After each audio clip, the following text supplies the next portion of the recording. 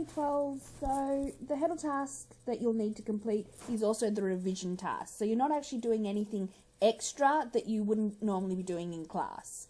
This is actually your revision for your SAC. So killed two birds, one stone. I really hope that you actually do this properly. You still need to hand this in. It is a Heddle task and does determine if you get an S or an N. So, first part. You're going to have a case study or a couple of case studies in the actual SAC. So we've got a couple of practice ones. So Andy loves to meditate to help her relax, particularly during stressful times. She meditates 3 times a week and also practices yoga. Andy says practicing meditation helps to clear her mind and makes her feel positive about life.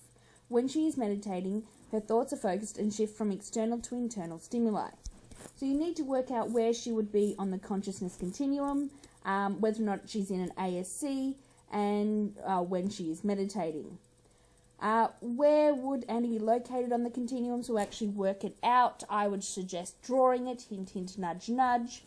What has happened to Andy's level of awareness when she's drifted into a meditative state? So talk about internal and external factors.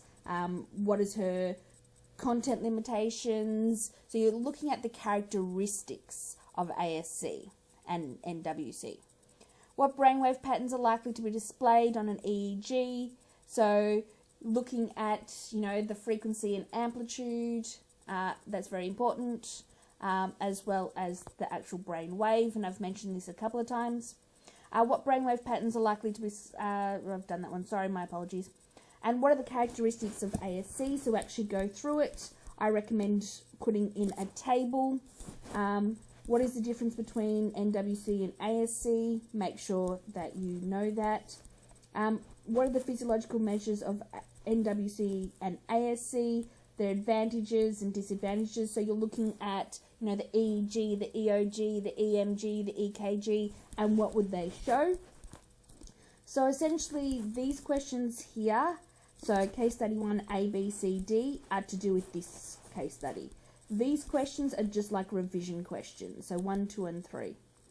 So we've got case study number, that should be 2, but we'll get to there. So Miss Irving has been incredibly stressed since returning from her relaxing holiday overseas. Despite attempting to get the work done before and after work, there is still a mountain of work that still needs to be done.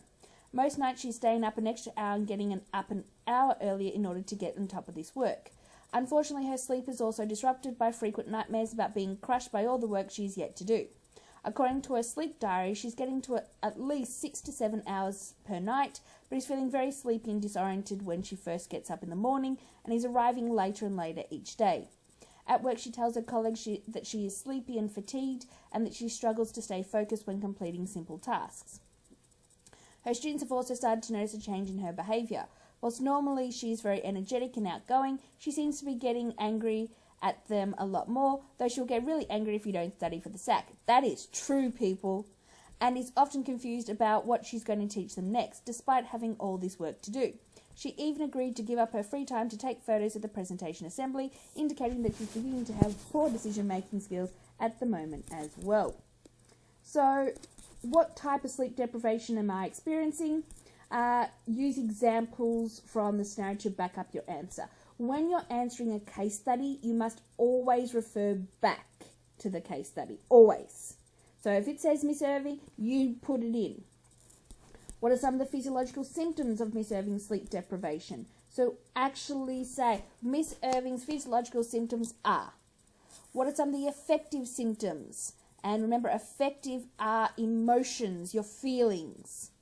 What are some of the behavioural symptoms? What am I physically doing? What are my behaviours that are incorrect?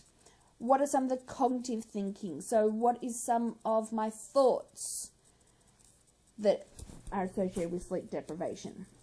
Despite the amount of work that Miss Irving still had to do, Miss Irving slept until 10 a.m. on both Saturday and Sunday, and she's also reported that she had weird and strangely vivid dreams on the Friday and Saturday night.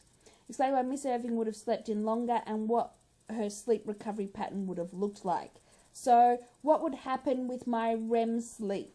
What would be happening with my NREM? is it my body or my mind that needs to recover? So I'm getting enough sleep, but I'm stressed. So which part would I need to be working on the most? Think about it that way. And this is very important. When it's talking about your sleep recovery pattern, we're talking about, so how many, do you think I'll spend longer in NREM or REM the next night? How would I be coping with sleep? Am I sleeping more? Go with that. So what would Miss Irving's physiological responses show on the EEG, the EMG, and the EOG the Friday night? So would I be spending more time? You need to talk about NREM and what my sleep patterns would show. So if I'm spending more time in REM, what would the EOG show? Have a look at that. So according to the restoration theory, explain why Miss Irving would have slept more on the weekend. So you need to go back to the theory and go through it. So in my sleep deprived state, I'm also finding that during boring and simple tasks, she's daydreaming a lot more, but managed to remain focused when teaching a class. Yay me! On the continuum diagram below, label where Miss Irving would be when she is daydreaming and when she would be teaching, along with other features of the continuum. So you need to pretty much label all of the continuum and then say where I would be. Be specific. In the SAC, people actually got this bit wrong, right? Because they just go, oh, here, and literally put an arrow and that's it. Be specific. So actually do an arrow and say daydreaming. This is where Miss Irving is daydreaming. This is where Miss Irving is teaching the class, right? But you need to have the label of total awareness, focused attention, normal waking consciousness, all that sort of stuff. So you label it first, then put in where those two features would be. Now this bit here is all to do with revision for the exam, for the SAC. So when does dreaming occur? When do vivid dreams occur? What are the physiological measures used to measure NREM and REM sleep? What do they indicate about each stage? What is sleep debt? What is the proportion of sleep needed by babies, adults, adolescents, etc., etc.? And how much is REM and NREM? So we've covered everything that's on here. You just need to apply it. And it's really important that you get this one done. It's not due this week, it's due in on the 4th. So you'll have nothing due this week. It'll all be due on the 4th of September. And then we've got the SAC the following week.